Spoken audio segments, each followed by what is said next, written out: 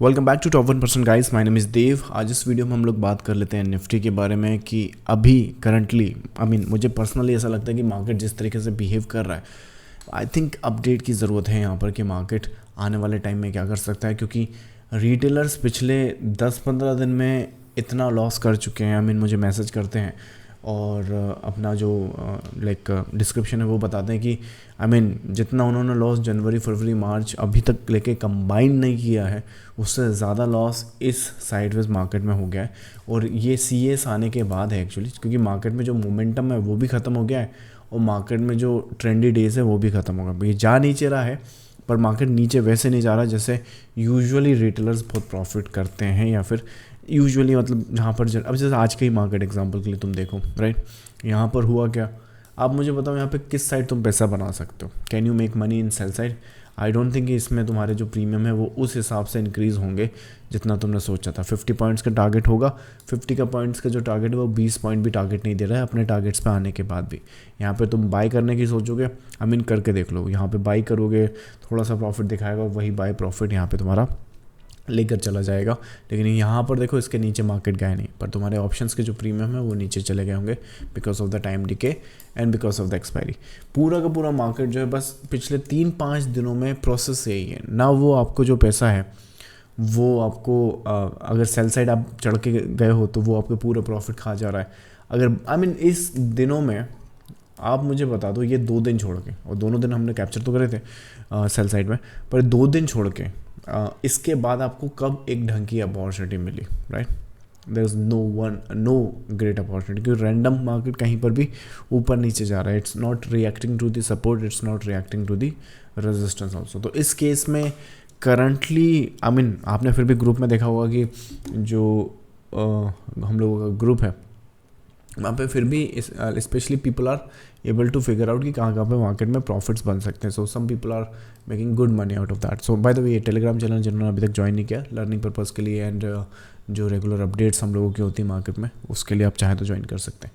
सो यहाँ पर जो है मुझे पर्सनली लगता है कि आने वाले टाइम में स्पेशली कल के लिए देखो, ये जो मार्केट है इवेंचुअली अभी भले ही कहीं पर भी बंद हो, वैसे तो फ्यूचर्स का चार्ट है, मैं आपको स्पॉट के चार्ट पे लेकर चलता हूँ। तो स्पॉट का जो चार्ट है यहाँ पर अगर आप देखोगे, I think this is something else, let me just do this layout या। सो स्पॉट का जो चार्ट है यहाँ पर आप देखोगे तो एक्चुअली ये जो दिन है ना यहाँ पर, विच इज़ दिस वन, ये पिन बार देख रहे हो तुम यहाँ पे। सो 12 अगस्त का दिन है।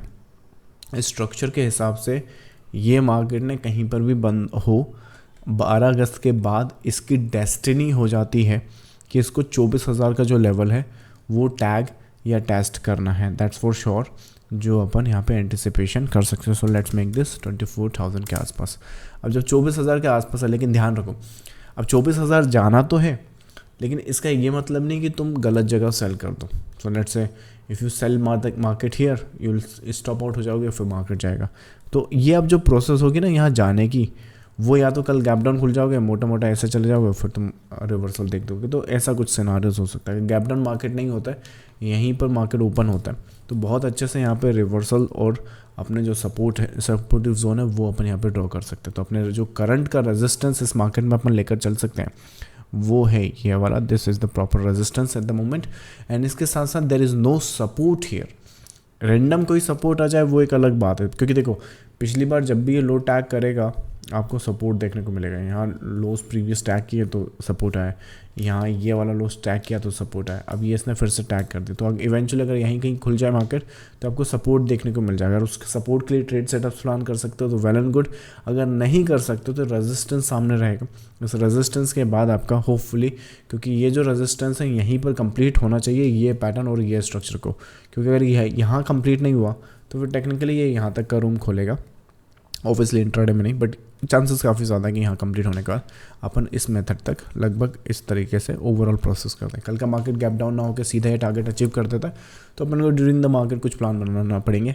बट रिगार्डलेस द केस, आने वाले टाइम में अगर ट्रेड सेटअप्स, देखो ये सब नहीं समझ में आ रहा, साइडवेज मार्केट में तुम ट्रेड नहीं कर पा रहे हो, लॉसेस कर रहे हो, स्टे अवे। ये मार्केट वो है ही नहीं, क्योंकि देखो जब पैसा बनाने का टाइम आएगा और तुम्हारे पास कैपिटल ख़त्म हो जाएगी तो तुम बना भी नहीं पाओगे। समझ में आया?